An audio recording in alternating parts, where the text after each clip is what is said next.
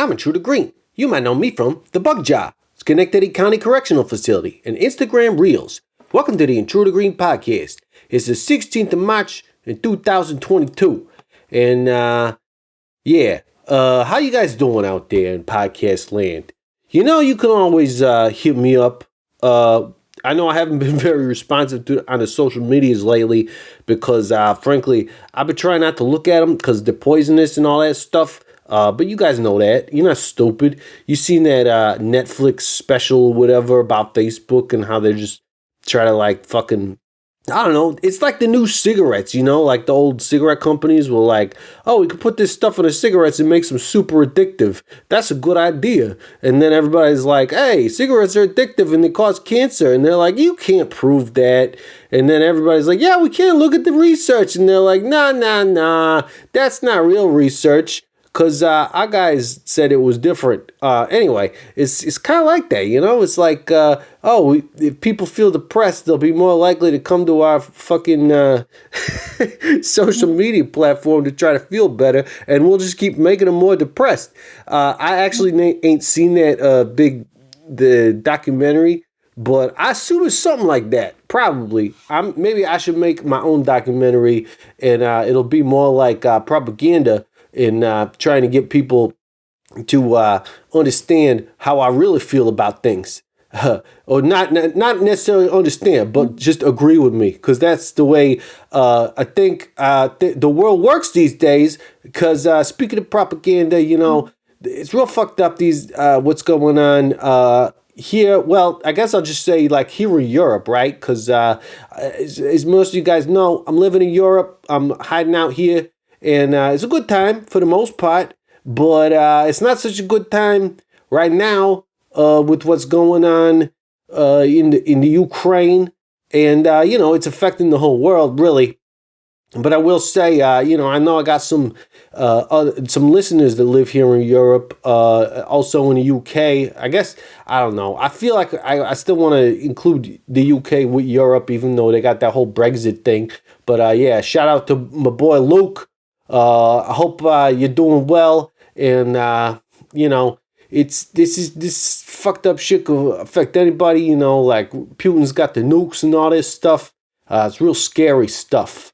People think about like, I'm pretty good at hiding out and like surviving in a shack in the woods with no electricity and stuff. But when it comes to like fighting nuclear fallout and surviving with that shit, that seems like it will be difficult. I would probably have to like change my mask pretty often and stuff like that. And that would be a pain in the ass. But in the meantime, lots of people are dying and getting kidnapped and shit, and it ain't fucking cool. But I will say this, because I don't want to get too far into that. I know that's not why people are listening to this podcast. You probably want to like escape all that stuff. You really want to get into it. There's like all sorts of like news podcasts out there or stuff like that you could probably listen to. But I do want to say, it's important to remember, because I think, now, especially with like this sort of like, I don't know, maybe it won't happen, but it seems like there's really this point where we're getting to like China's joining up with Putin now and like gonna help them, kind of skirt all the sanctions from America and stuff like that. So, people get real into, like, especially in America, they get into this sort of nationalism, I guess we would call it, where they're like, oh, China's government's doing some bad shit. I guess I hate Chinese people. And it's like, no, dude. As someone who's been all over the fucking world, I can honestly say that most people are just people that are trying to get by, and they're trying to fucking take care of their families and whatnot. And they probably don't like what their fucking leaders are doing any more than you do. A lot of them are just not, they're pretty fucking helpless to stop it, especially in places like Russia and China, where like you could get killed or at least thrown into jail for raising, a stink about any of it. So that's all I'll say about it. You guys, I'm sure, know how I feel about these things. I think, as far as I could tell, Volodymyr Zelensky is a pretty fucking amazing person. And I hope he survives all this and his family's okay. And unfortunately, a lot of those Ukrainians won't be able to say the same thing, including Russians. And that was, I guess, the main point is, you know, you gotta know somebody who's Russian. You know, maybe they can use some love right now too. Anyway, I want to give a shout out to the producers of the podcast. We got a new one. We'll start up from the bottom because the new people go on the bottom of the list. But since we got a new person, I'll start with them. We got Fast Eddie Knowlton. I assume the K is silent. I will just say it that way. And you could correct me if you want to, Fast Eddie. All right. And then we got Carlos Hernandez, Cardboard Box Colony, Chelsea McNally, Audacity Crash Clothing, Sarah Koenig, Gem City Sabrina, Hedda Royston, and Luke Ellis. Thanks all of you guys for sticking in there. I know I ain't gonna done one of these in a while. I'm gonna stop apologizing right about that because I know that probably just it doesn't help. I'm coming out with these when I can. And I'm going to, continue on. If I ever decide to quit doing this, I'll let you guys know. But I don't plan to. It's just, shit gets in the way and you start thinking about the end of the world and World War III and all this stuff. And suddenly it's like, oh, yeah, I guess you should probably do a podcast. But anyway, this one specifically is with Colin Bennet. He's a good buddy of mine. He was actually a tour manager for Masked Intruder a couple of times. And so, yeah, it's sort of a catch-up episode. We actually did it months ago now. But yeah, he didn't have a whole lot going on. I think he was doing some touring with one of his few bands. Oh, no, that's right. He was out with a band. And you'll hear about that in the interview. But yeah, we had a good time shooting the shit. And he's a funny dude. He's got a special kind of humor that I thoroughly enjoy. I'm not sure it came out so great in the interview, but it's just like it's so bad and cheesy sometimes that I love it. So I don't know if you understand. I'm not trying to fucking throw what do you call it, shade his way and nothing at all. Even it's seriously, I love his humor. So anyway, that's all I got to say about that. Without further ado, on with the show. Hello, this is a prepaid collect call from Intruder Green, an inmate at the Durham Correctional Institution. This call is subject to recording and monitoring. To accept charges, press 1.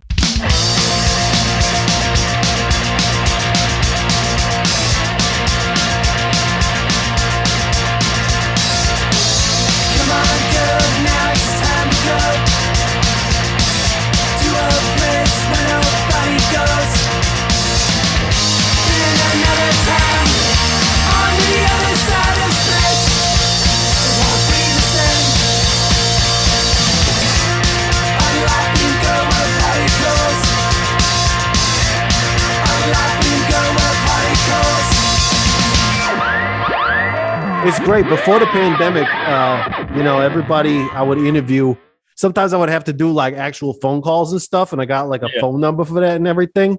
And I had a weird way of doing it. But now everybody just records with Zoom. It's like, it sounds good. It compresses and has like a noise filter on there. And it's like, you still got to fancy it up a little in the post, as the kids like to say. But but it sounds good and it works. And it's a hell of a lot easier.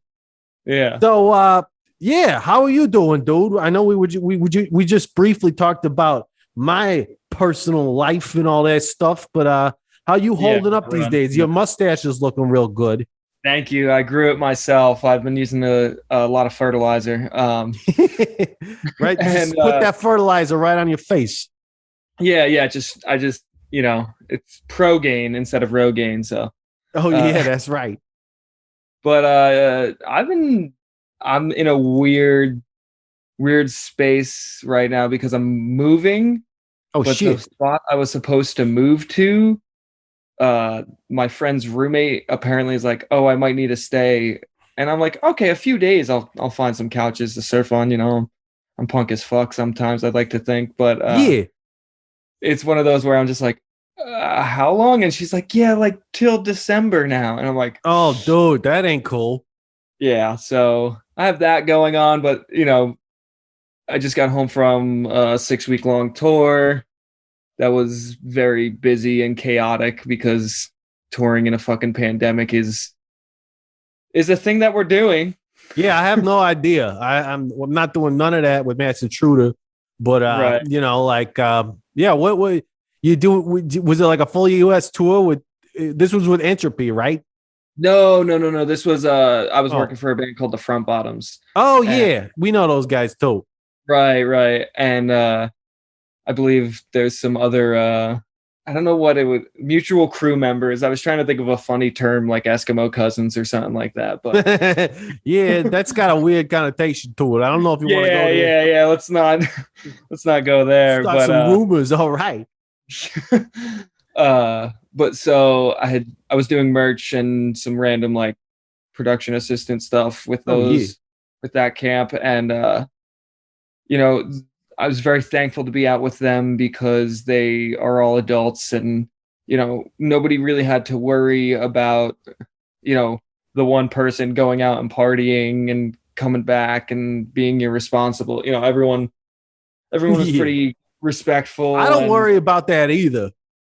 I mean, I wouldn't say I wouldn't worry about it with you guys, but you guys are pretty masked up all the time. So yeah, I'm saying I don't worry about it. I just go do it and then see what happens. Exactly. Well, no, and that was the thing. Fortunately, with that camp was everyone was just like, all right, cool. Like on an off day, like if we go out to have a drink somewhere that has an outdoor patio, stuff like that. And being safe with the COVID stuff.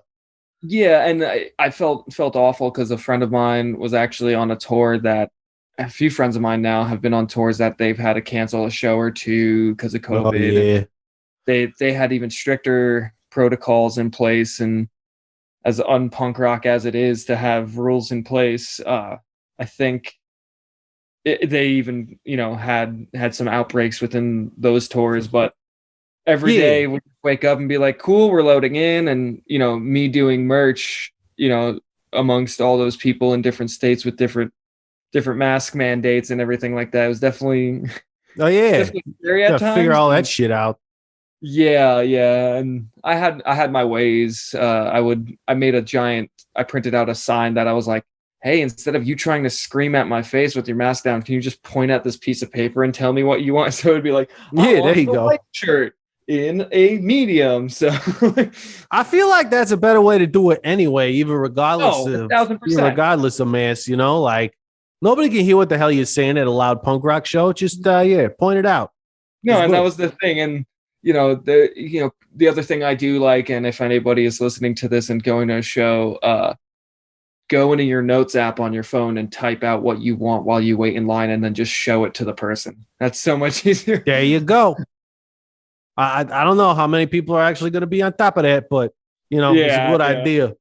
It's a great idea. And actually, in terms of accessibility at shows and everything, because it started a few years ago. I had somebody, they were hard of hearing, so they didn't feel comfortable trying to talk. So I was like, wow, that's an incredible idea.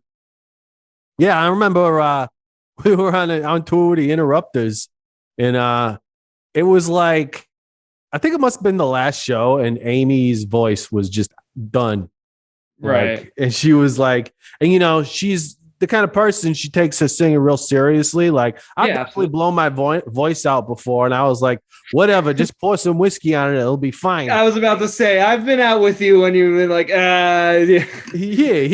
But she's got, this voice that, is very specific, and she wants to maintain it and everything. So she was like not talking. She just carried around a sign with like, I think it was like a marker board sign. And every time she wanted to talk, she just write something, hold it up.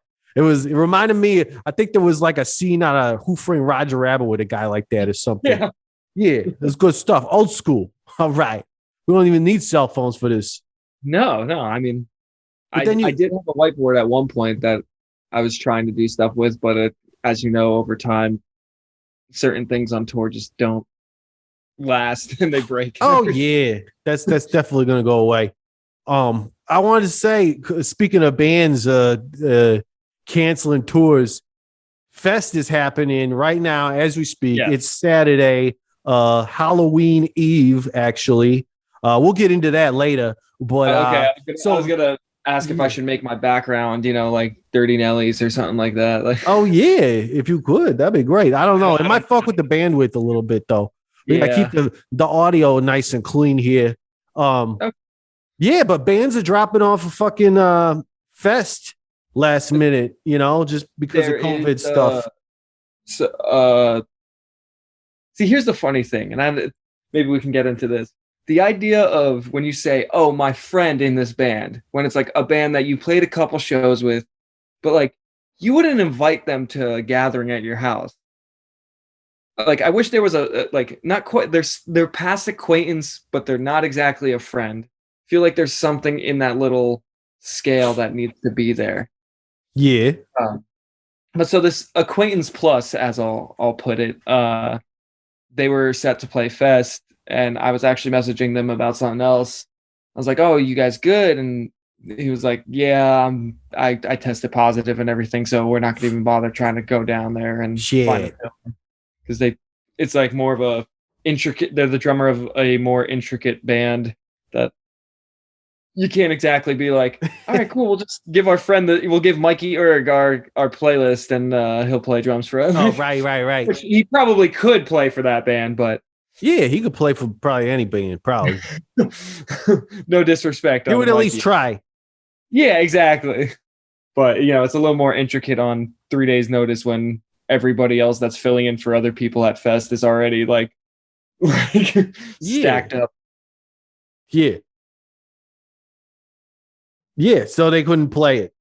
Yeah. I mean, I'm Patrick, who plays guitar in Entropy. He actually is down at Fest, and I told him to say hi to Bradford for me because they both share a last name. And he's like, "Well, I didn't see him." I was like, "Well, you'll see him at some point. Come on, man." Yeah, he's around. You see him. Yeah, he's out there doing his whiskey stuff and sex in public and all that.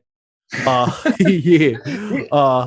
I don't know if I can say this on the air, but I got to visit him a couple months ago. Oh yeah, and he's mellowed out. He's not, he's almost selling out, I feel. Yeah, that's right. I mean, he's trying to be all like positive and stuff, and it's like, yeah, that's good. I don't know. Maybe he's gonna quit being a cop or something. That would be also cool. I mean, probably not very good for his popularity or unpopularity, as you were. But like, you got to do what you got to do. As a firefighter, I can say we can welcome him at any point in time. I was gonna say, are you still fighting fires? Sounds like you are. That's good. Here and there, with the touring schedule, and I don't live in the town that I grew up in anymore, so I don't do it as much. And I'm not. So you're just like, fuck it, like it's not my town, so let it burn. Well, no, I'm currently living in a city that has a paid fire department that obviously I would love to be on, but it's thing of just like, and I still go up, 2 or 3 times a month and I'll do the training drills and everything like that. And it's a town my parents still live in, so I'll spend a night or two there checking in on them, especially during the pandemic. And when we had the family dog, it was like, all right, cool, I get to hang out with him, so it's definitely something that I miss a lot, actually. But you do what you can with what you got. I can understand that completely. Like, like I ain't been robbing nobody lately because it's like everybody's home and, nobody's, I guess I got to get into robbing like UPS trucks and stuff because nobody's going to the stores. The stores were just closed for a while. So it was like, I don't know, hard to get in. And then, I have a hookup with UPS that I can introduce you to, actually, or some sort of parcel service. There you go. We'll get it on the down low. I won't even have to try too hard. I just show up and be like, all right, give me some good stuff. Yeah. It's good if you don't have to try. That's what I've learned about life. We actually, and my roommate actually had an issue. Might have been you now that I think about it. I was your roommate? No. He had an issue where the packages he was getting were showing up, but then he would open the box or like go to open the box and it was already ripped open and the stuff. So they left the box, which is, so I guess they wanted us to recycle it for some odd reason, even though it's like, you're doing the crime. Do your part. Like, that's weird. Sounds like, maybe somebody before the delivery was made even did it. Ooh, yeah, that's what I'm saying. So maybe there was an inside job. Yeah, inside job. Got to do it. That's the good hookup. But I don't know. It's just crazy. Like, I'm a little jealous of everybody down at Fest though, because like, I was actually just talking to Red about this. How like you go down there and like it's probably a really cool fest, because there's so few people there, and it's like, it sucks that some of these bands have to drop off, but it's like probably feels a lot more like it did, way back in the day when Fest was like still really small, but still with some bigger bands probably. I don't know. Yeah. Yeah, no, that's an interesting thing that I didn't think about, because I was just like, obviously a friend of mine was asking what I was doing this weekend, and I was like trying to stay off my phone so I don't see 16,000 Fest posts and everything. Yeah, it's rough. It's rough. I keep seeing it and I'm like, man, why did I download the Facebook app again? I'm like, oh yeah, because I want to get rich and famous with my Facebook page. And then I'm like, wait, all I do is look at people's pictures of how much fun they're having at Fest. And it makes me sad. Yeah, I mean, I'm only on the gram these days and Twitter still, but oh yeah, the post even on Instagram, I'm just like, oh man, like, and I go back and forth. Some of it I'm like, man, I'm really glad I'm not in Florida right now. And then like an hour or two later, I'll see a post where I'm just like, oh man, I could have seen this friend that I haven't seen in 3 years, like. Yeah, it's weird too, because like, I'm here in Europe and I haven't seen anybody like in person, in at least 2 years now. And it's like, it's fun. Like, that's kind of why, like, it's nice to do the podcast to get to catch up with people like you and stuff. But, actually like seeing people, Fest is great for that. Like, that's kind of like possibly the number one reason people go. Like, you might think it's the bands, but sometimes it's just like people just want to see their friends from all around the world all together in the same place for a while. Right. And it's like, fuck, man, it's hard to miss out on it.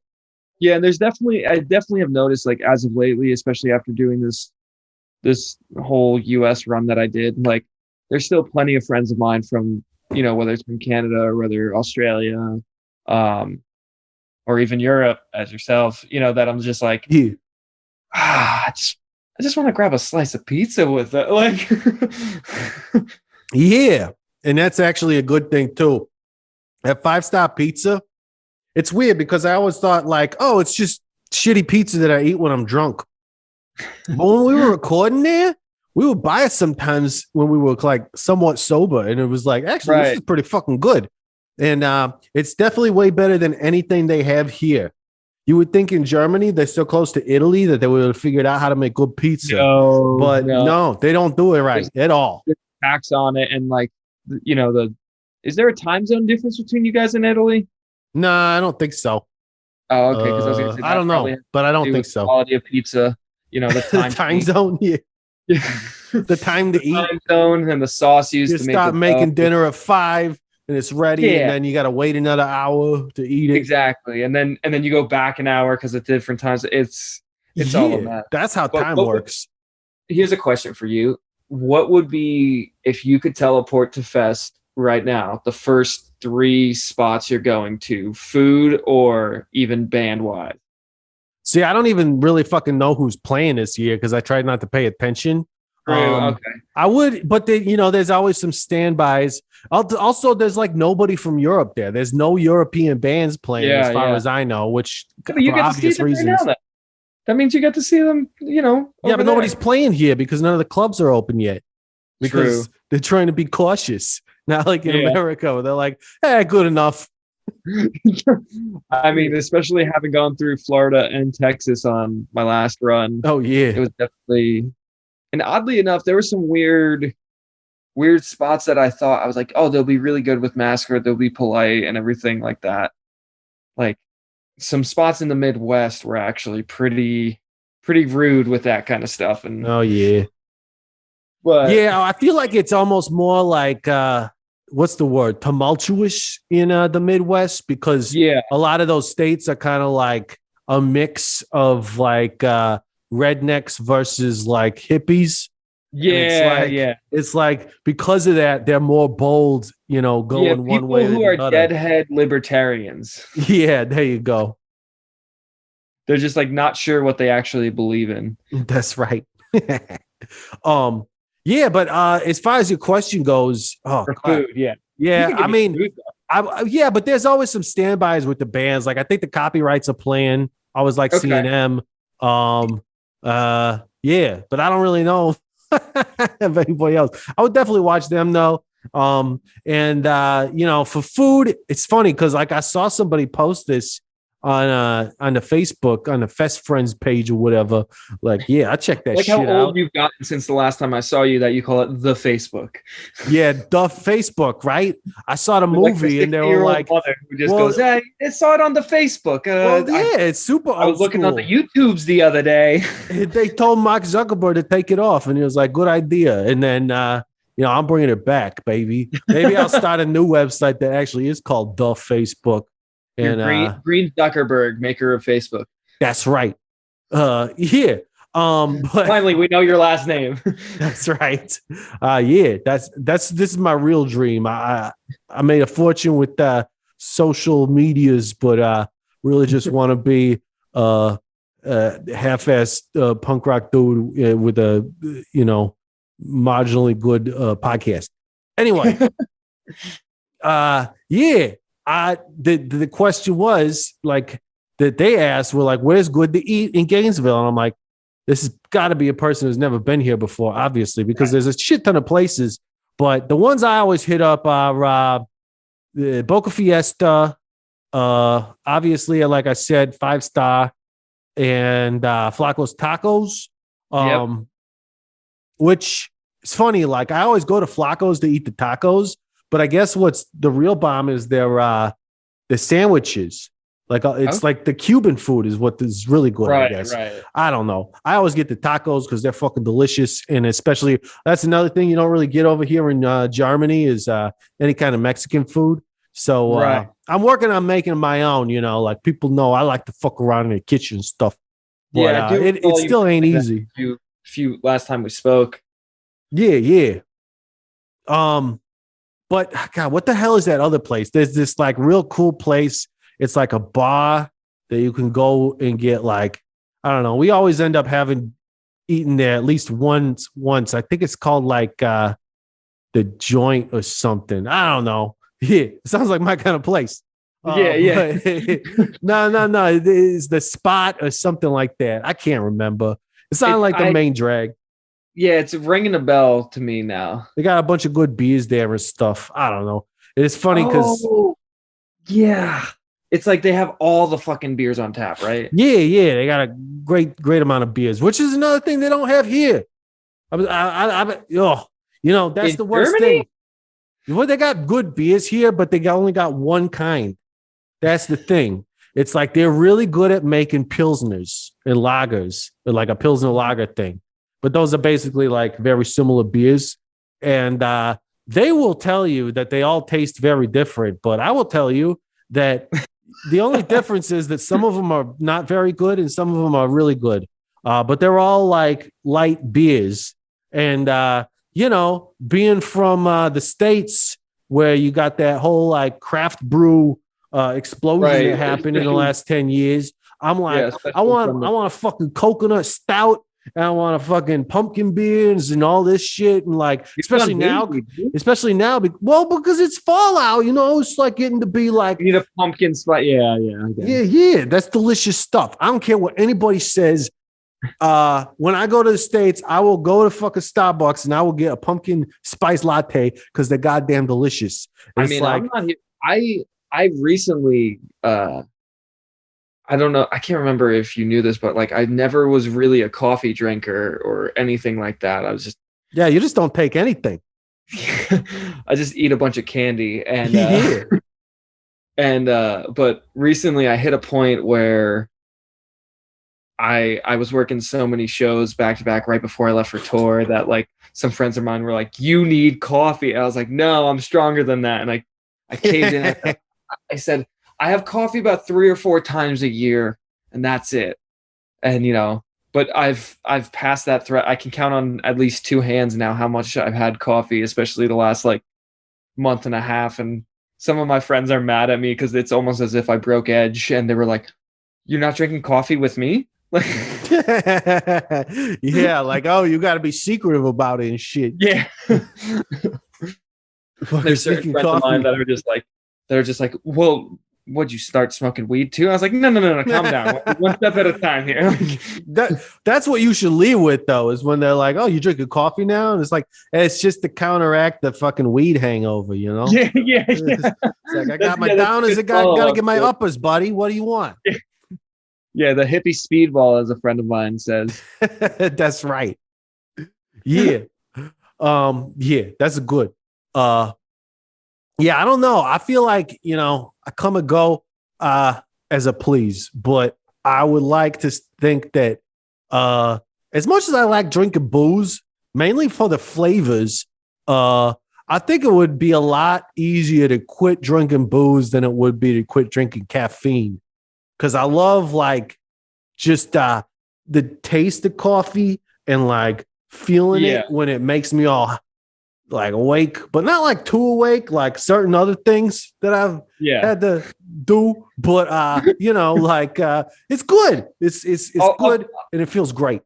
Yeah, I'll plead the fifth on that second part. Yeah, that's right. That's why it exists. Not for myself. Like, yo, I know you're a good boy.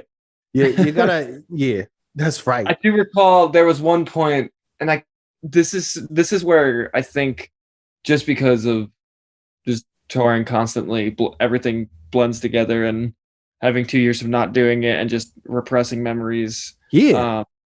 I do recall being on a run with y'all, and I think it might have been somebody from another band that comes up to me and was just like, "Hey, do you know where we're going?" I was like, "Yeah, we're not going to the same place." They're like, "I'm really sorry. I'm on a bunch of Molly right now. Do you know where we're going?" And I was like,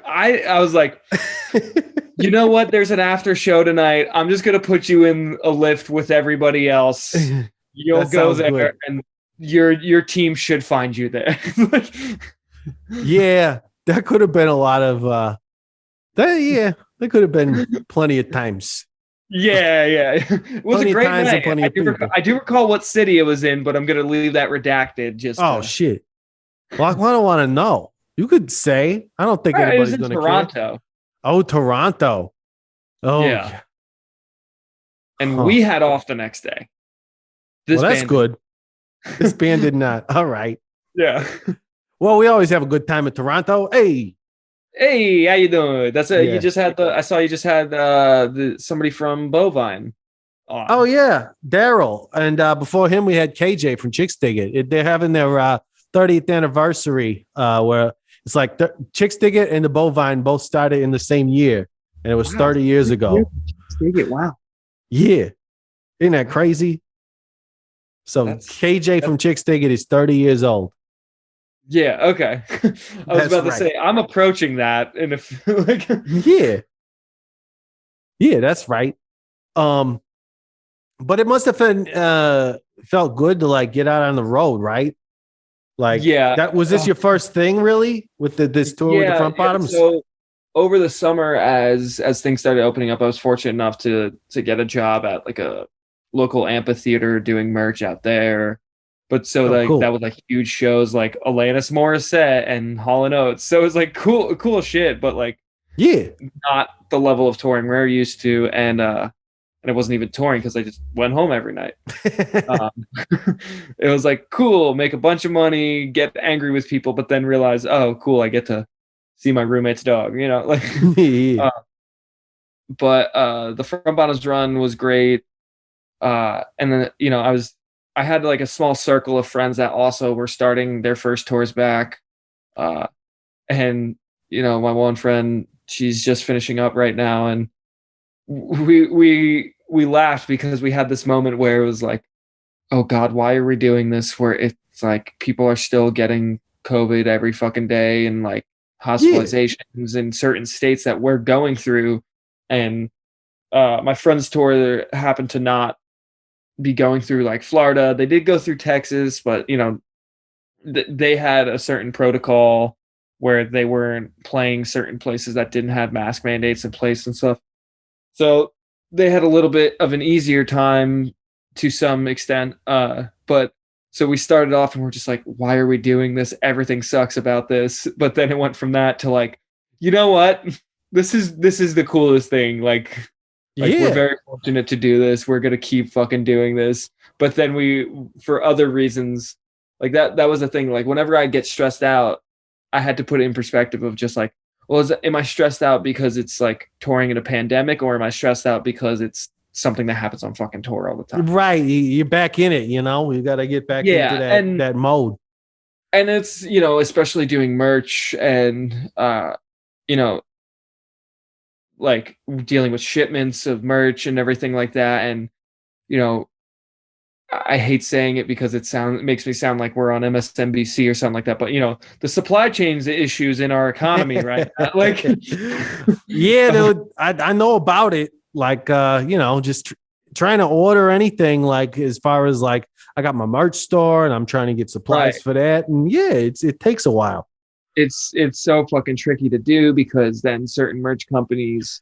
Oh yeah. Especially being on tour. I like, trying to get stuff sent to a certain place and it doesn't show up on time. And then you got to get it resent. And yeah.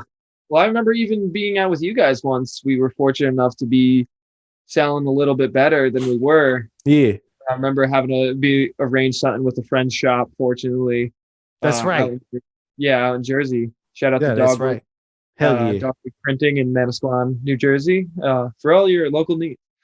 Yeah.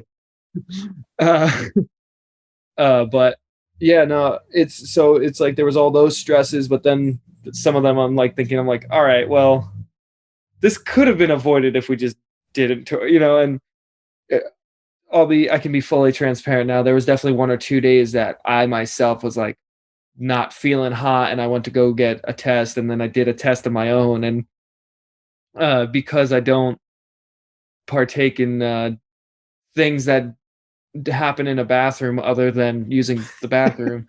Okay. I had this funny moment where, I mean, you're always using the bathroom. It's just, what are you using it for? Right. Yeah. At what point does the bathroom become the restroom? There you go. Where nefarious activities happen. That's right. So I went down the street to do a COVID test, and I was waiting for the results, but then I also had some rapid tests that I did myself. Yeah.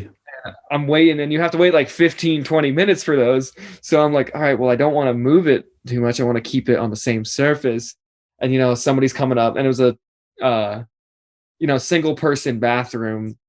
So if you were in a relationship, you couldn't use it. But, and then, so like somebody's coming up and shaking the door handle. I'm like, just a minute. And it's like pretty much what every, movie portrays somebody who has a drug problem to be doing. Right. And I'm like, and I hear the same keys jingle, and I feel awful because it's like a staff bathroom sign and everything like that. And I feel awful because I'm like, oh, this is definitely like one of their loaders or, stage manager. Like, because I hear the key, the key jingle that it's like, all right, like nobody on my tour has the keys jingling. So I know it's a house guy, and he just really has to take a dump real bad. Oh, yeah. And I'm just like, just another minute, and I'm out of just another minutes at this point. I'm just like, you're out of minutes. I'm like sitting there, like, gotta wait for this. Like, I'm sorry, dude.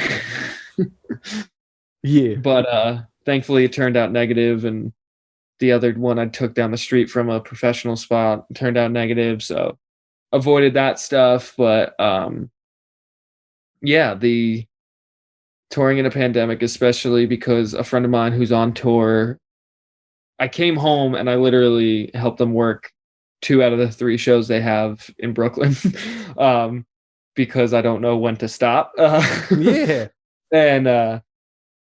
And they were just dealing with some issues as well, and I felt so horrible for them because it's just like, oh my God. But thankfully they were at the end of the tour, so somebody just went home because they also lived in the city and everything like that. But it's definitely something that I'm intrigued to see with like the cold weather starting up again, and like obviously like this is the other thing, like slightly to go back to Fest, like how many times did you go to Fest and you just had the Fest cold after?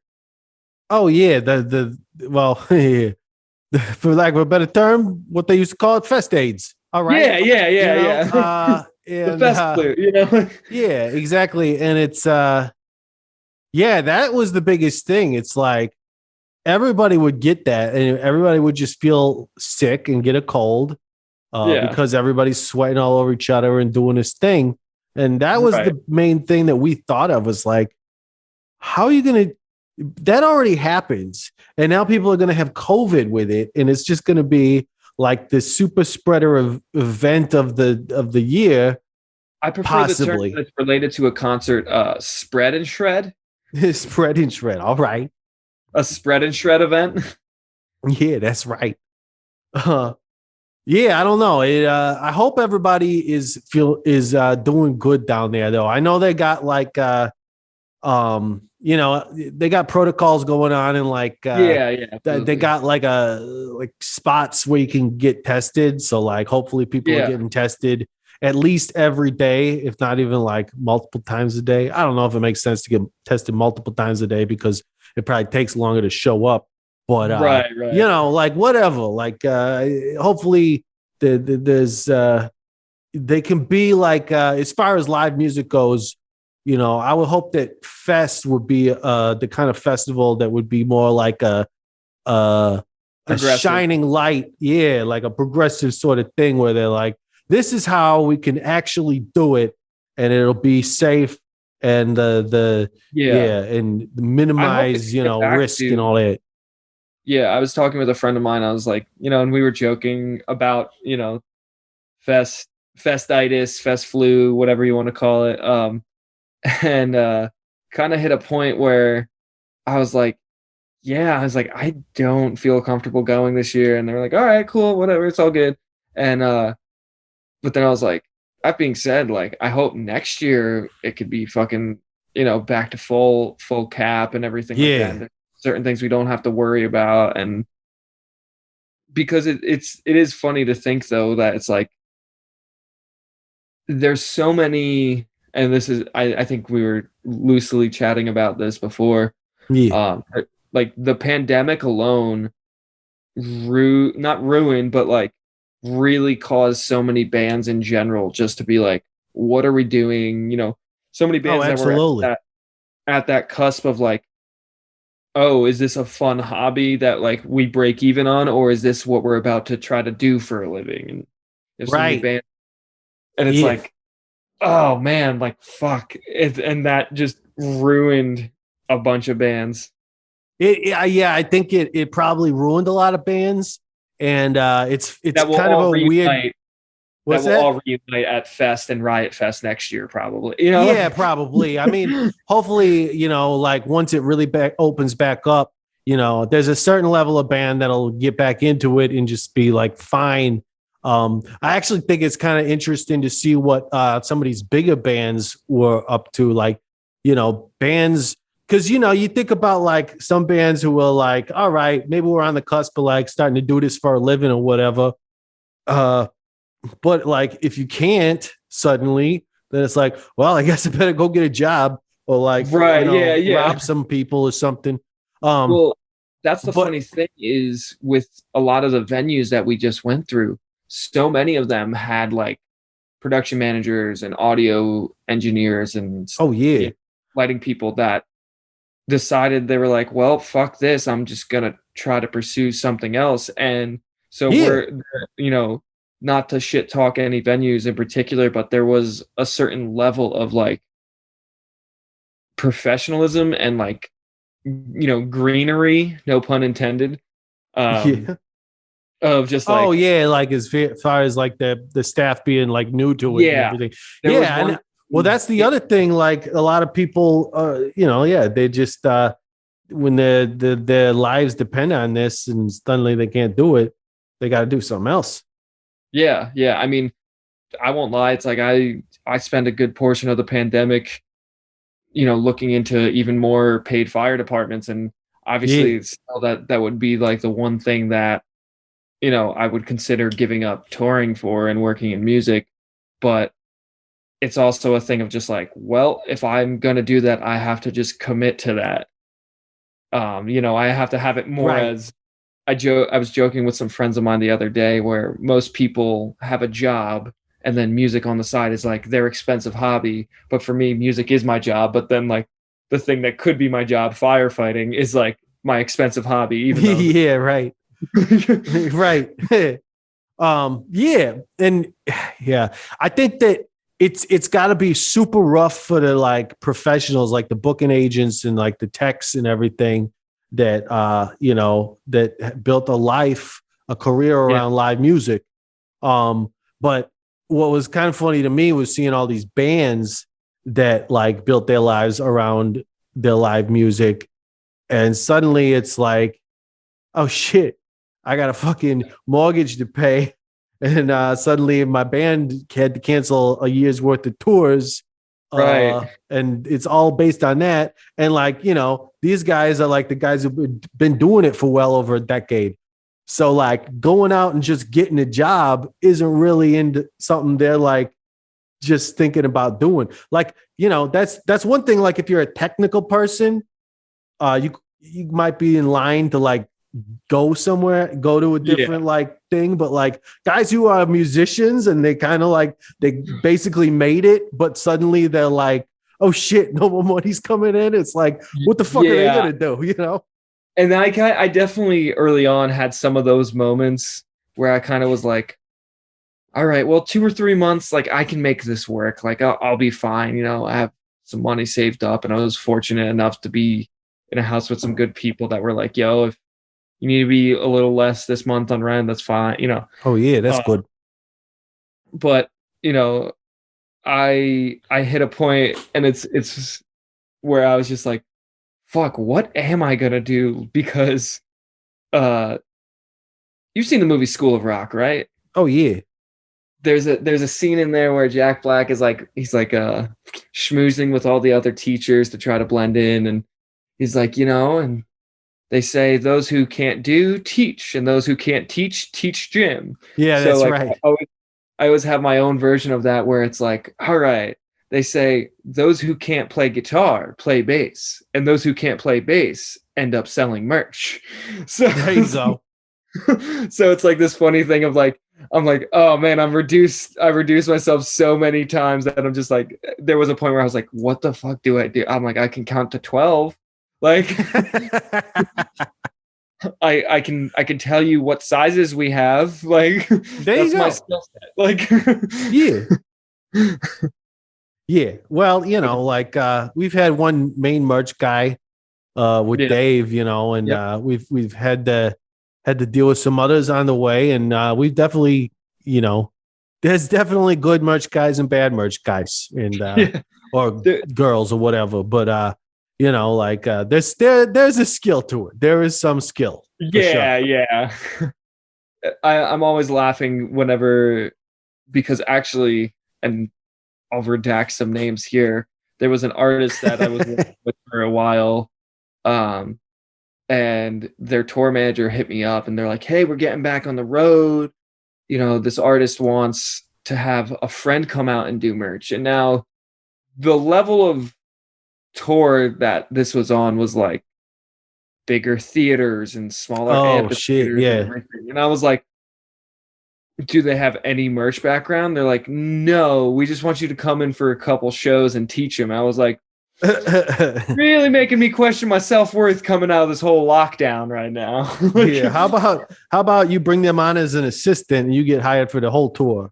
Right, yeah, and that was the whole thing that like I had to discuss with them, but then it overlapped with another tour that I had booked. So but it was definitely a funny thing of just like you were just saying, it's like, yeah, there's definitely a certain caliber of like, there's the friend who like, can hold it down, but then there's people who are, it's like, oh, okay, like they actually recognize, because as much of a sellout as this sounds, it's like there's some decent money to be made with merchandise, especially for band tour.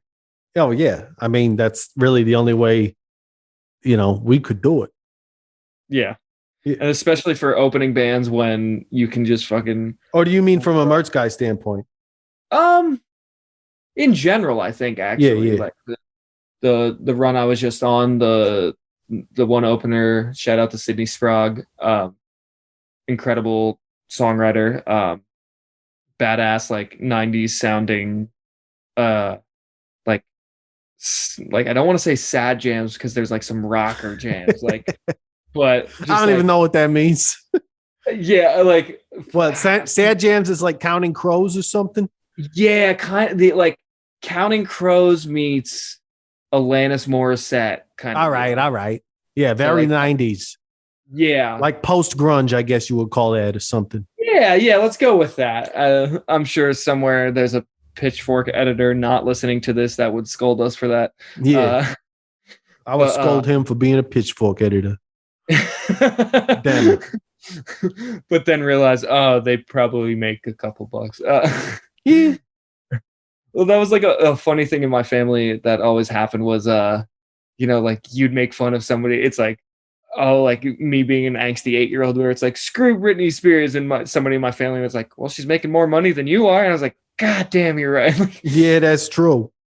But so this opener, Sydney, she like, fortunately hit a point like 1/3 into the tour where they were like, we are about to run out of the merch that we thought we would have for the entire tour. Oh yeah. It's like, yeah, it's like, that's that'll good. happen. Like you sell it. Like, yeah. I mean, that's happened to us. Sometimes it's just a matter of like, how much can you actually haul? Like, right. We got a van with a trailer. Half the trailer's taken up by gear and the other half is merch. But yeah, like halfway through the tour, we're probably going to have to get, restock. And it's just a reality. You just got to get it done. And hopefully you got your shit together and you kind of have an idea of what you're going to need so you can get it printed and made in advance. But yeah, if you just don't know and suddenly you're like, oh shit, we're about to run out. That sucks. Yeah. No, they definitely caught on ahead of time. They were like, oh wow, we're doing better and everything. Oh like yeah, that. yeah. Especially right now for, talking with a bunch of other merch folks, everyone's like in this weird situation where it's like, oh, we like, I don't know if it's people just like had the money saved up from the not going out the last few years, or if it's like everybody misses the arts here in the States. And I feel like it's at least both of those. Yeah. How screwed everybody is, but like the numbers certain bands are pulling right now, it's just like, what? Like, oh, shit. Maybe I should go back to the States and get some fucking touring going on. I mean, because I like money, like it's good. Yeah, money. Yeah, like you like stacking green, that's for sure. That's right. Green is good. Nah. To misquote Gordon Greco or whatever. I don't know. Some movie star. Well, I don't know. We could talk about that tech stuff and the history of rock and roll in the pandemic era fucking all day. But I wanted to get into your endeavors as far as your band and this new project you got coming up. But let's start with your band. Are you doing anything? Like, I feel like you guys had something going on recently. So we talk about Entropy, right? Yeah, Entropy.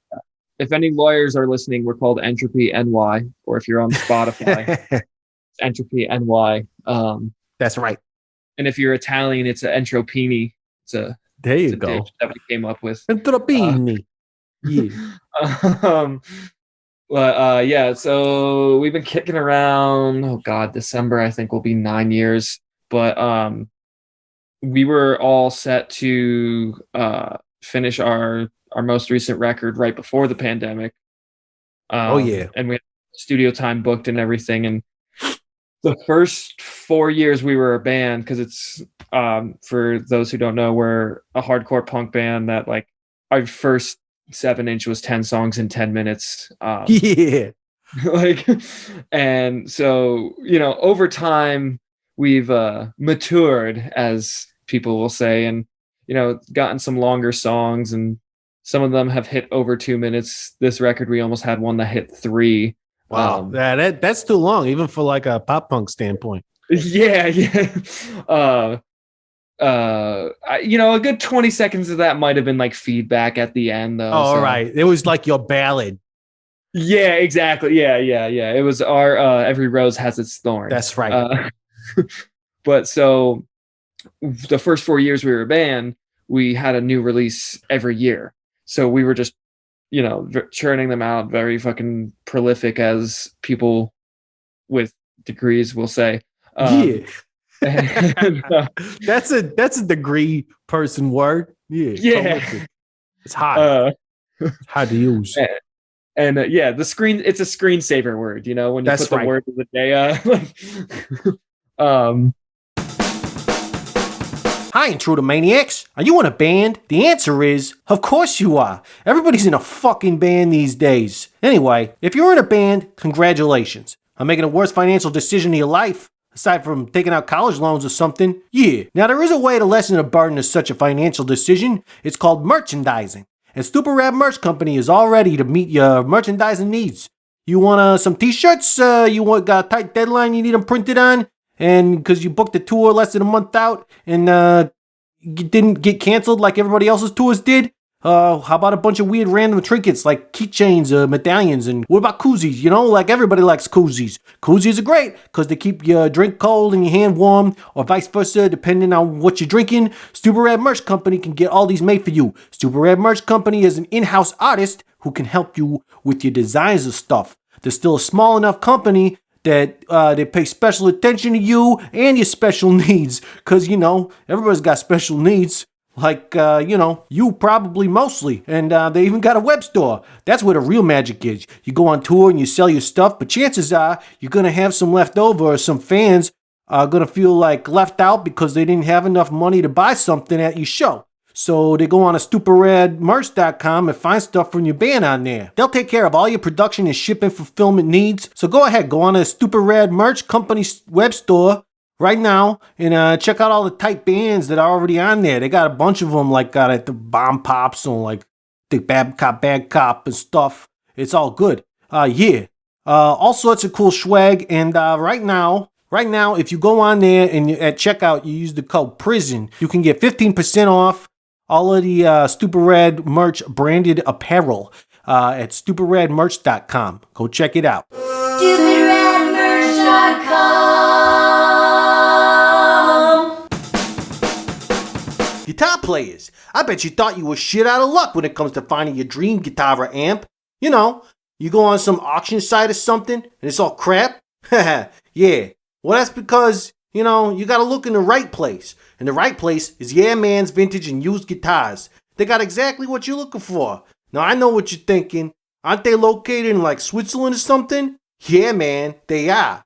Bern, Switzerland to be exact. But you can get on the internet and you can go check out their website, yeahmansguitars.com, and you can order stuff on there. So, it don't really matter where the heck you are in the world. You can just get on their website and find all sorts of cool stuff that you're looking for. And you might not even know that you wanted it until you see it on there. And there's a lot of good stuff.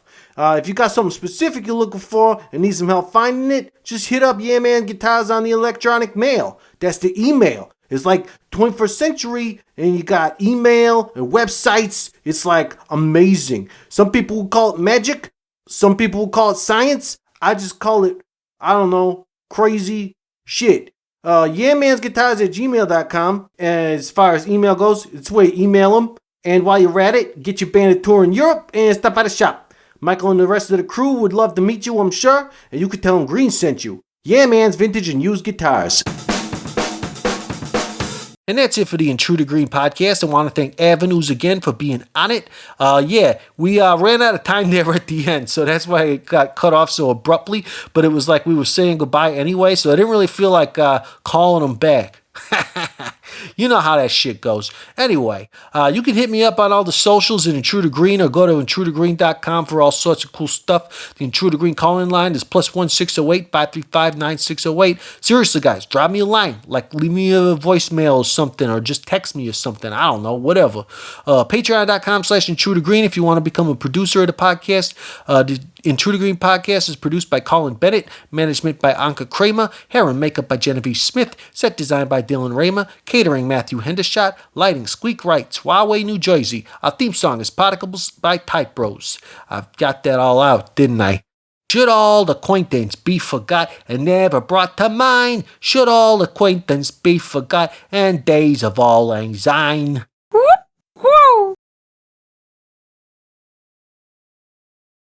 But so then we hit a point where, life stuff came up, certain members had gotten jobs that we couldn't write as much and everything like that. And people were moving around and shit. And I was on the road a whole bunch. So we actually, we were a 4-piece. And then recently, it's now like 3 or 4 years ago now. Oh, yeah.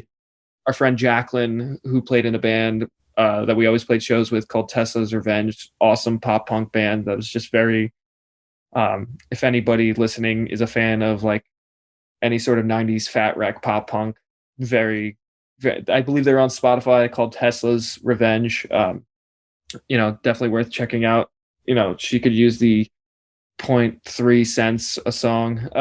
Yeah, right. She's got 2 cool dogs that could use that money. So we had tried out one friend, and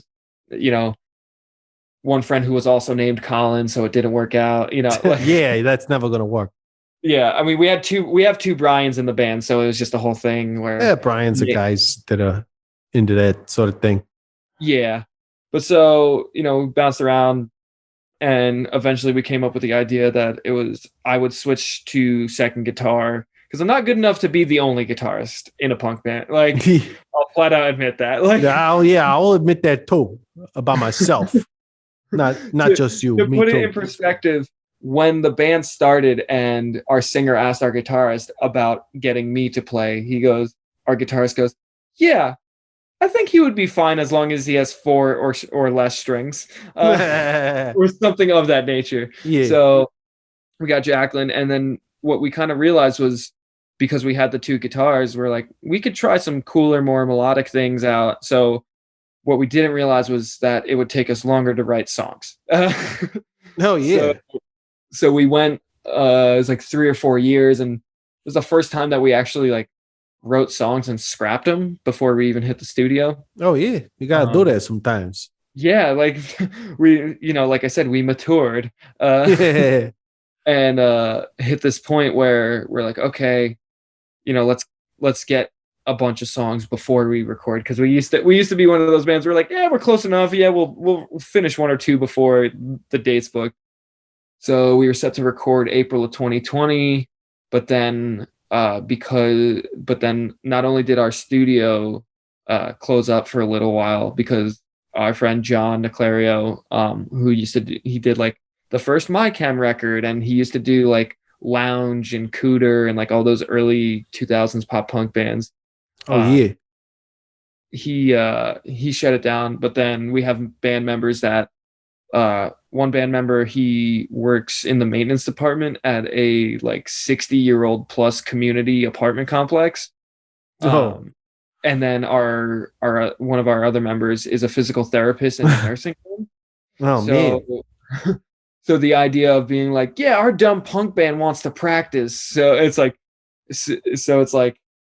nobody's gonna lose their job over this fucking band kind of deal. So we had to put stuff on hold for a little bit, and then we finally, and thankfully, I think we had everything but lyrics to one song written, ready to go. So once we had demos made up. Some of us practiced and listened more than others. obviously, as you know, as a band dynamic works. And then we got to record it with our friend John last October. And then we tried the whole game of like, wow, this is really good. We should try to send it out to some labels, but then obviously every label's like, we're broke too. Oh yeah, that's right. No new signings this year. Yeah, and the other thing of like, well, vinyl, obviously, as many people who are listening to this might fucking know, is just totally fucked. Producing it. Yeah, so it's been that way for a while.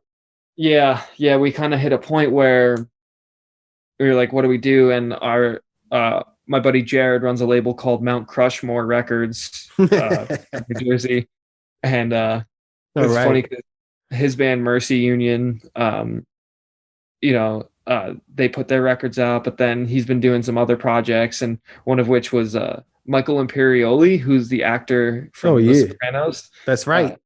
His band's record is on the label. Oh wow, that's crazy. So we're label mates with a soprano, essentially. Do you know what that band is called? I kind of want to check it out. Zoppa. Zopa. It means soup in Italian. All right.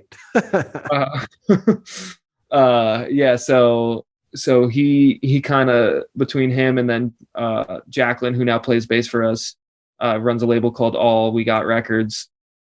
We kind of were like, all right, let's just put our heads together and at least get it out on CD and tape for now. And if there's anybody listening that runs a label and would like to put it out on vinyl paired up, because we can fit it all on one side. So the other idea is like, we'll do it on one side, and then the CD we did before that, De-Inventing the Wheel, we would put on the B side.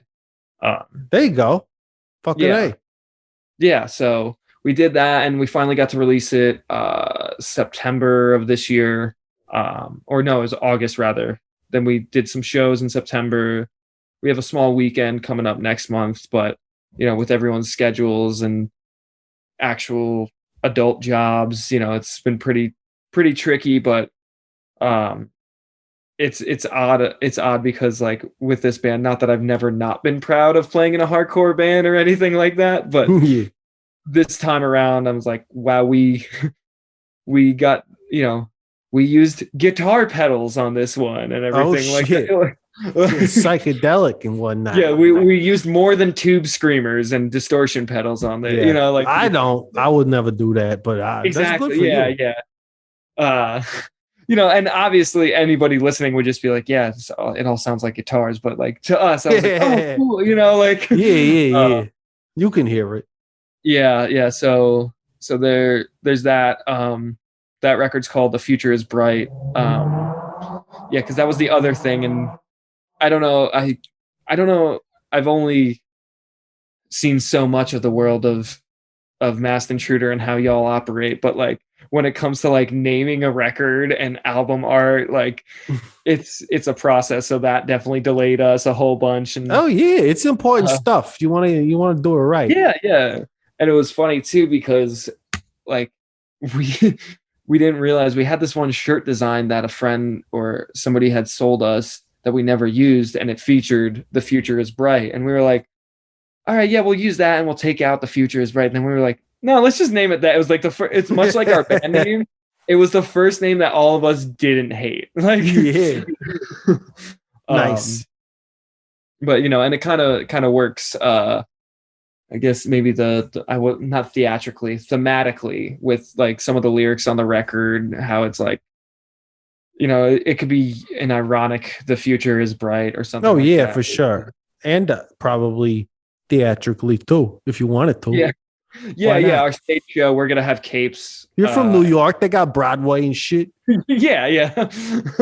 But yeah, so it was just the whole thing of like, I think theatrically and thematically, the record kind of like had some weird themes, considering that a lot of it was written before the lockdown and a lot of the civil unrest and that happened in 2020.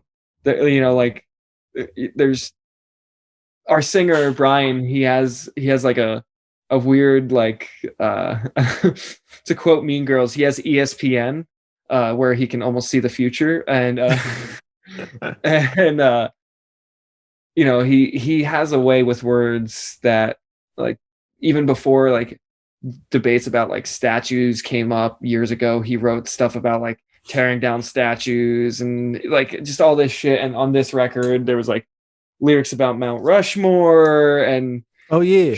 See, and just if I did that, I would wonder, like, do I have the power to see the future, or do I have the power to like create what happens in the future? exactly Like, yeah. Like it's some like Delirious with John Candy where he's got the magic typewriter and he can just make everything happen. Yeah. Like then I would like, that would be cool. I would like write some real fucked up songs then. Some voodoo magic. What would you write Hell songs yeah. about? I don't know, probably like about me getting $1 million. Yeah, and like The Bare Naked Ladies. hanging out with like pretty ladies and stuff. Yeah, bare naked ladies, probably. No. They wrote a song about that. Yeah, I would get some bare naked ladies to write songs for me, so I don't have to do it, and they'd probably be real good. But yeah, I know there's a band called the Bare Naked Ladies, and they'd had a song kind of about that. I just wasn't sure if you were familiar with their back catalog. Everyone just knows it's brand. I know the Chicken Me Chinese Chicken song or whatever. Yeah, that's the same one. Oh, is it? All right. I only know the Chicken Me Chinese Chicken part because that part rules.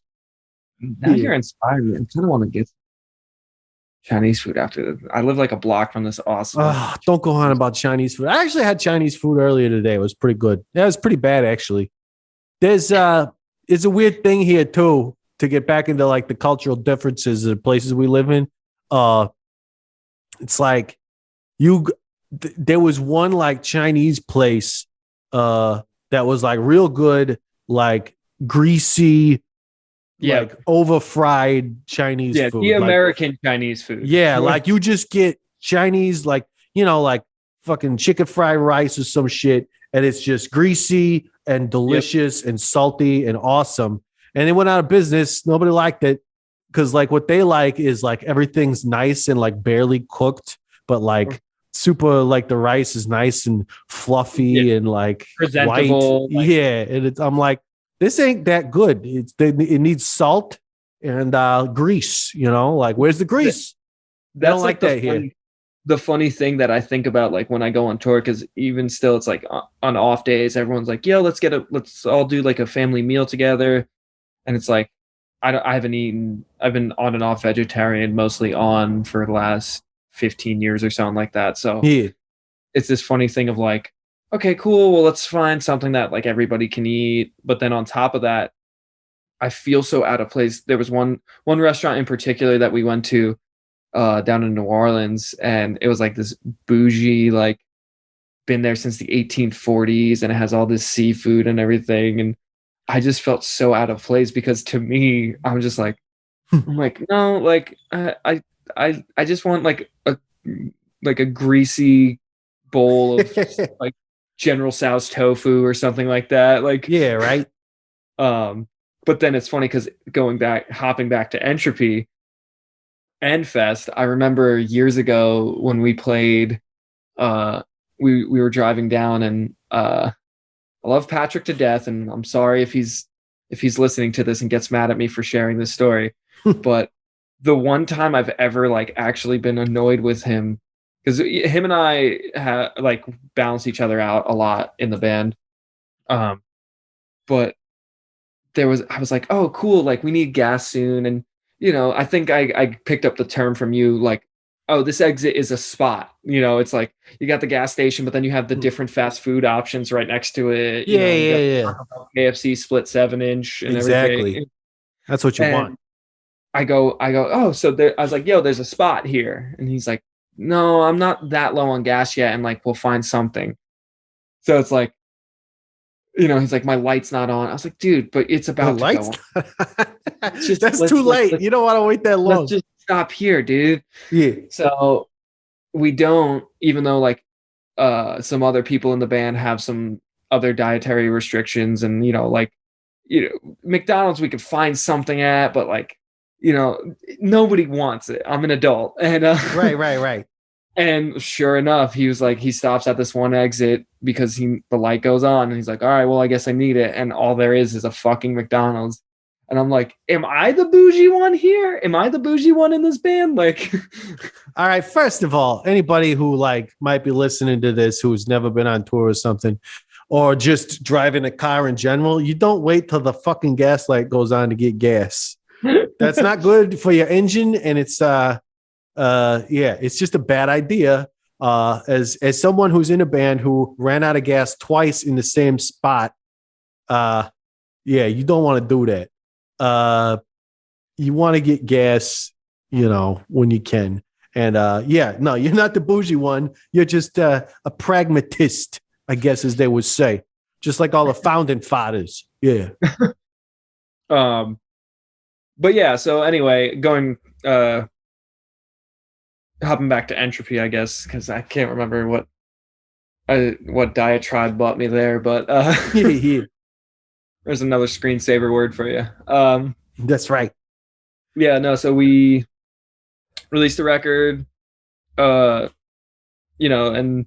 I think the best way to describe it, because we get all those generic oh, this band sounds like a hardcore band, but now that we got turns out they are a hardcore band, right? Yeah, that is part of our thing where it's and what was so weird about venturing out into certain things with songwriting this time around, and using more than power chords and stuff like that. It was just kind of that idea of, we kind of had so much fun just doing all those basic songs and everything like that, and just going up and ripping a fucking 20-minute set with 20 songs, yeah.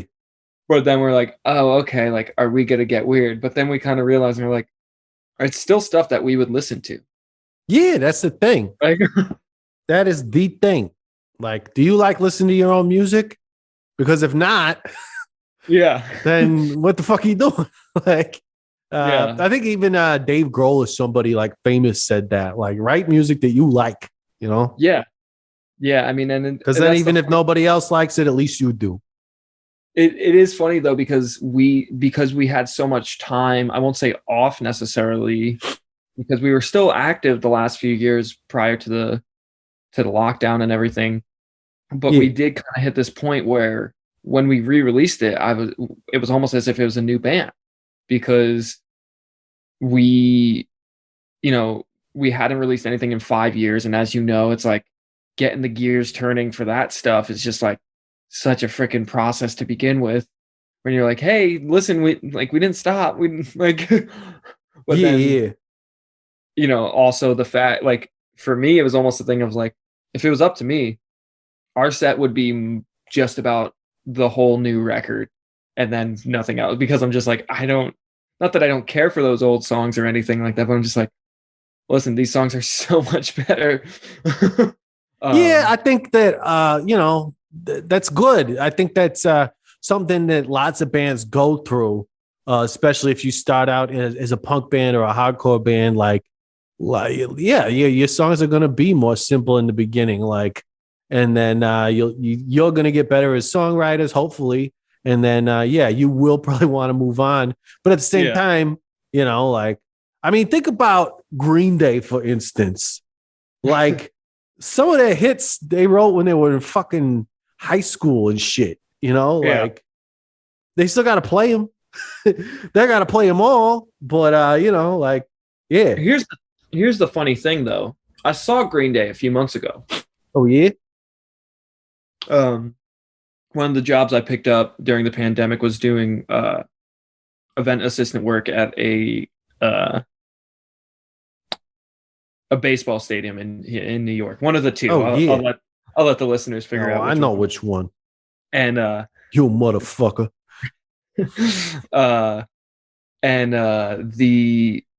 That tour with Green Day, Weezer, and the Interrupters came through. Oh yeah. It was actually funny because I can't remember if I messaged you. No, I think I messaged Purple and Red. I was like, what was Interrupter sound guy name? I couldn't fucking remember it because I had saw him real quick. Oh yeah. Dave. Oh man, now I can't do it again. Dave something. Dave Irish. Yeah, there we go. Dave Irish. Yeah, Yeah. He was out with them. Sounded great and everything. But then my shift was over essentially once Green Day went on. So I was like, all right, I had never seen Green Day before. You know, let me watch a couple songs. And I was like, actually impressed. But then what I realized was how many fucking hits they have. Oh yeah.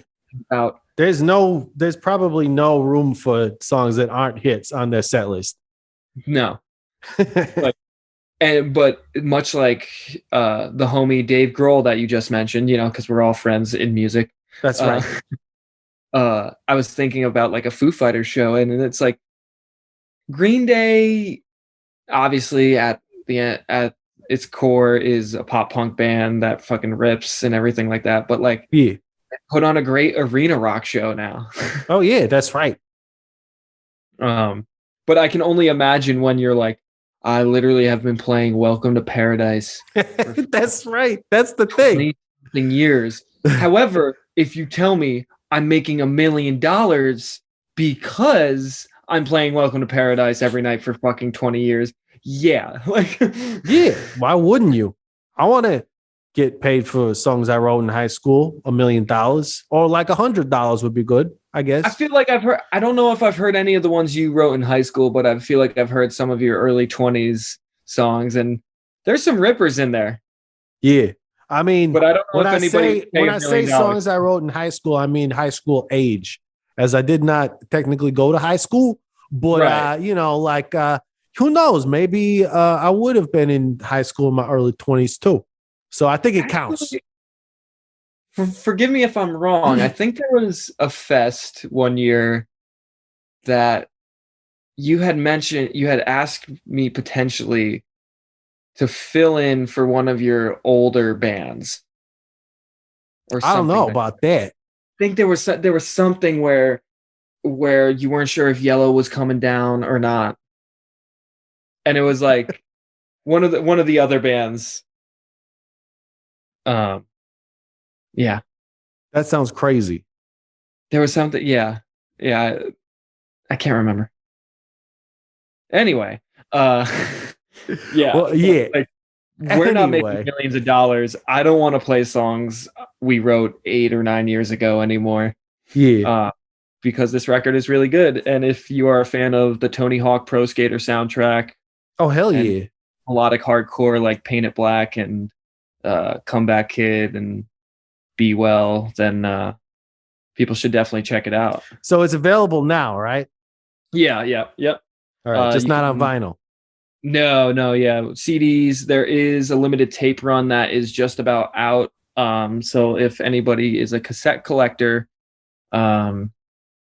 you can go to mountcrushmorerecords.com. I don't know what it is about that name, but I really like it. It's a funny party word almost. Yeah, for sure. Absolutely. And it's really funny because Brian's lyrics on the record reference Mount Rushmore, and it was prior to obviously a bunch of protests out there, and then also prior to us working with Mount Crushmore. So that's why I'm just like, all right, it's a sign. Yeah, there you go. Obviously it's also on Spotify and everything like that. Oh yeah. But then I do have another project I'm working on with Jacqueline from Entropy. This is the one I wanted to ask about. Yeah. The inside scoop. That's right. It's called Take Two. The project is called Worse Off. And it's only called Worse Off because it's a combination of the 2 other names we tried using, but were already taken. All right. And unlike Entropy, we didn't want to run into a scenario where there's 16,000 other people with our same name. Oh, yeah. So it's called Worse Off, and it's so Jacqueline's wife years ago had mentioned to us before we had played in a band together. She was like, you guys get along so well, and you're the people, you know how every band has like the one or two people in the band that actually do the things of like networking and booking shows and everything. Yeah. She's like, if you guys just started your own band together, you'd be unstoppable and everything like that. Yeah. Joke's on her because we're not unstoppable. We've been trying to have this band for fucking 6 years now. Oh shit. We've had different people trying to play drums, different people, and then, okay, I would be on second guitar, somebody else would be on bass. Then it just turned into, okay, we'll do a 3-piece. And then we had gotten this guy, John from Jacqueline's old band, Tesla's Revenge. Oh yeah. And that didn't work out. And then we had gotten this other guy named John who also played drums in Tesla's Revenge, but then he had a kid and he moved, it was a whole adult thing. So I jokingly one day was like, well, I know all the songs really well. I was like, let me just see if I could play drums on them. And so we've been working it. We're like, okay, like, I can play drums well enough for recording that, like, if anybody wanted to see a show, we can either have somebody hear these and then be like, yeah, I'll play that for you or something like that. Nice. And then on top of that, like, full transparency here, peek behind the curtain. Like, I can play drums well enough that when I go to the right engineer, it'll sound good. Like, yeah, that's what you want. That's right. We all go to the right engineer. Talking about. Yeah, absolutely. But so it's funny though, because we were joking around and I was like, yeah. And I was like, yeah. And I was like, who's playing bass on the record? And then we were both like, oh shit, I'm playing bass on the record. Like, I need to go get my bass tuned up, fixed up, get a little setup done and everything like that before we record. That stuff should be out by the end of the month, we're hoping. All right. So, and at first, obviously, that'll be a little digital thing. Where we do have an Instagram. I made it a joke name-ish kind of deal. That's always helpful. Well, I couldn't remember. So we're on Instagram as Worse Off as a Band. All right. Yeah, that's good. I couldn't remember if we were worse off as a band or is a band. So I went with Worse Off as a Band. All right. Little joke, joke in there. Because we were almost called the band Worser, but then we found out there was a band called Worser in the same area of the country. Then we almost called it Off Day, but then there was a band that actually played Fest called Off Day. And I was like, all right, like, what if we just mix them? So we did that. I like it. I like the Instagram handle, Worse Off as a Band. That's yeah. Like, that's what I figured, just have a little fun with that. But so keep your eyes peeled on that. And then obviously if anybody follows Entropy on the gram as well, that is Entropy. Entropini. Oh, okay. It's Entropy _NY. Twitter, it's Entropini. Yeah. It's still Entropini. It's just Entropy. Yeah, exactly. Essentially, yeah. But yeah, no.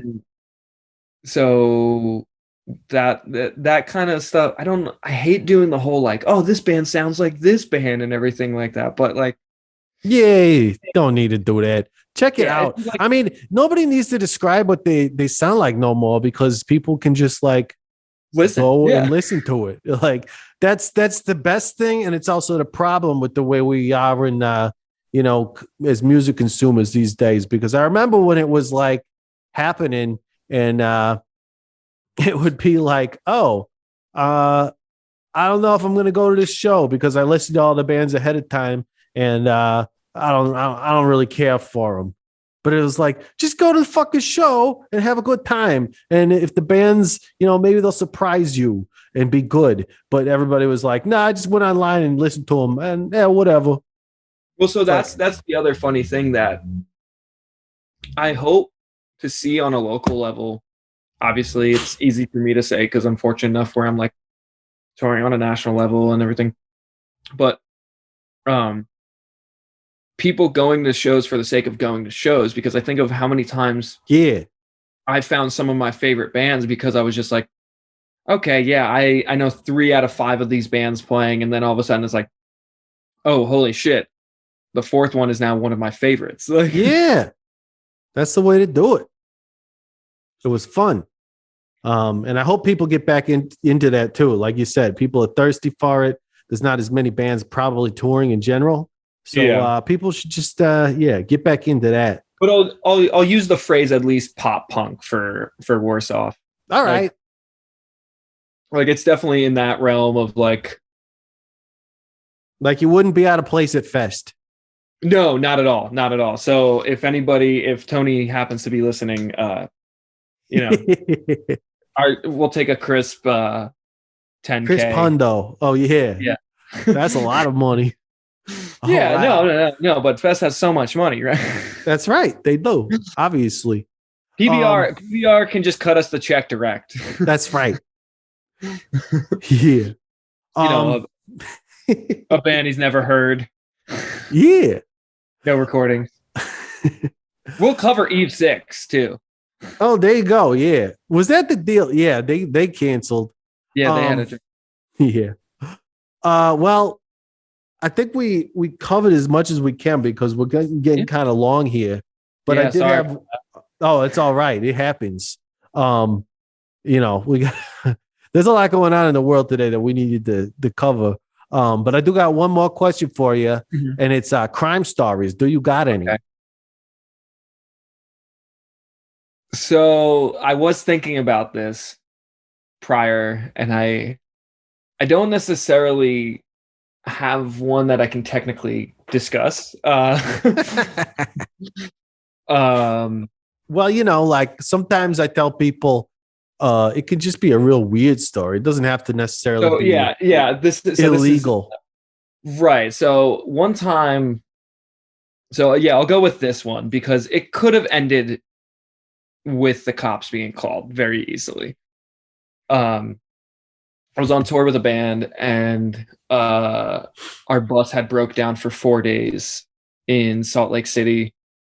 It was awful, but like a bad place to be broken down. Yeah, and actually, what bummed me out was you guys were coming through town, and I was trying to figure out if I could come catch you guys. It was when you guys were on that run with the Bomb Pops.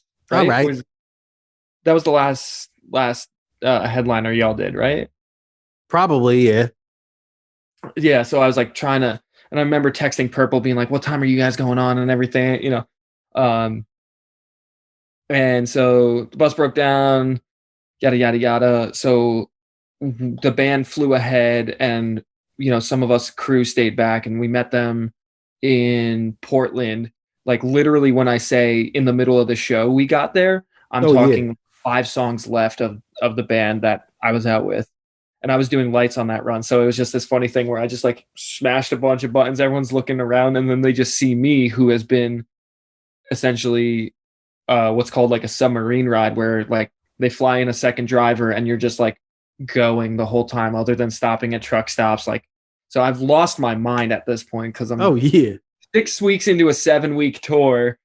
And now I'm spending 30 out of like 36 hours in this bus.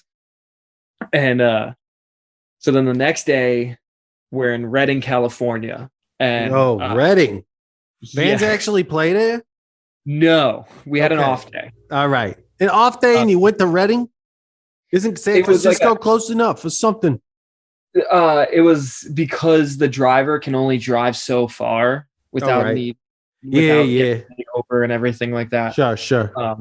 And this band had taken plenty of other off days, and we knew it like we all like when things suck a certain way. So we're just like, yeah, like end of tour, dinner at fucking Outback Steakhouse or something like that. Like this might be miserable, but whatever, so it turned into this point where there was a karaoke. I don't know if it was a casino. Yeah, it was a casino themed bar that had a karaoke night. All right. And I don't know how to describe Redding to people who don't know what Redding is like. But it's like everywhere in America that you just see the exit that has all the chain stores and restaurants. Yeah. And like it's a very small town, but then also I found out that high meth. I don't know. I wouldn't say that sounds right. Like it's someone once referred to it as the meth capital of California, if not like one of the top 3 meth spots. With my experience of Reading, I would not be surprised if that were true. Yeah. No disrespect to Intruder Red. No, he knows what I'm talking about. Actually, we've had some experience there. We don't need to go back. So we're at this casino themed bar that doesn't have actual games. So I'm bummed because one of my few vices is gambling. And oh, nice. You know, everyone's having a time. You have all the townies there. It's the locals. Like my one buddy is singing Me and Mrs. Jones, and all like the recently divorced couples are like making out with each other and everything like that. Like it was just a time. All right. So my buddy Jason comes up to me and he goes, "Yo, this guy over here, tell him your name is Gator." It's like, okay. So God. I was like, why? He goes, just do it. So then all of a sudden I hear somebody shout Gator, and it's this dude's name. And he's smashed, trashed, whatever way you need to describe as fucked up. Yeah. He's that. So I'm like, oh, fuck. He's the local townie that like everybody's just putting up with. So the night goes on. Gator introduces himself to me. I decide to opt out of introducing myself as Gator because I just don't want to deal with that right now. Yeah, good choice. So we're at the point of the night where people are starting to peel off, and we're doing, I wouldn't call it karaoke roulette, but like me and the 2 friends I'm there with, we're picking songs for each other and not telling them, just writing down the person's name. So, you know, like I picked 2 Princes by Spin Doctors for my buddy Jason. Oh, that's a good one. And he goes up there and he's doing it, but meanwhile I'm chatting with my buddy Gavin, and all of a sudden he's looking behind me and he looks really strange, and I just see this one woman like walk past him and towards the exit. And then I see Gator following. And I was like, okay. But then he gets up and I'm like, all right, well, I don't know what we're getting into here, but like, if I'm about to see somebody smoke meth, like, sure, like, like just say to see, I saw it, this. Like, not that my friend, but then like the weird thing, I was like, well, Gavin wouldn't be following for that reason. Like, I was like, okay. So we get to the entrance, and then the woman walks back in, and Gavin, and Gator's following her, and Gavin, he's like a tall, hunky, looks like a tall, hunky, I don't want to say Morrissey Elvis type individual, but like very well put together punk rock dude. All right. He's literally, I call him the gig father because I hardly do a show without learning, without thinking or doing something that he has taught me. All right, cool. Incredible tech for all these bands, plays in a bunch of bands. Used to do he's incredibly cool, is what you're saying. The fucking coolest. He kind of stops him and goes, "Hey, man, I think it's time for you to go home." And all of a sudden, I have to be the Joe Pesci type that rolls up and is like, "Yeah, it's time for you to go home," even though I have no idea what's going on.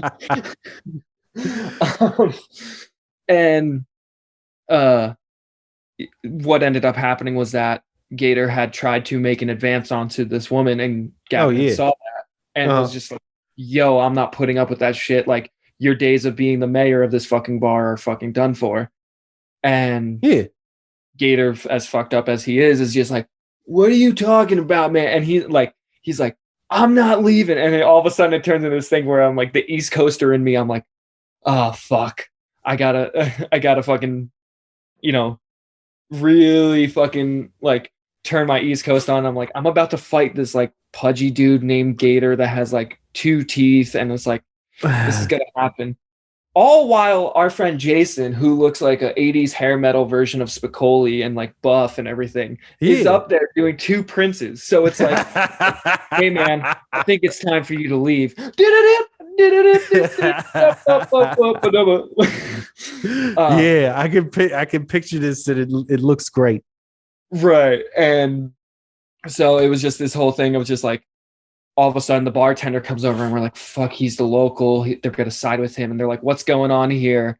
And we're like, hey, this is the situation, and they're like, all right, we'll call him a cab. And like, he lingered for a couple minutes, but then like after he left, the vibe just turned around and like it was like an old Western movie where it's like we're just traveling through town and then all of a sudden like the one gunslinger that scared everybody, we scared out of town, and like the vibe just changed. Like, yeah, that's right, the Wild West. And then but yeah, so that's why whenever I hear Spin Doctors or think of Redding, California, I think of how I almost fought a dude named Gator.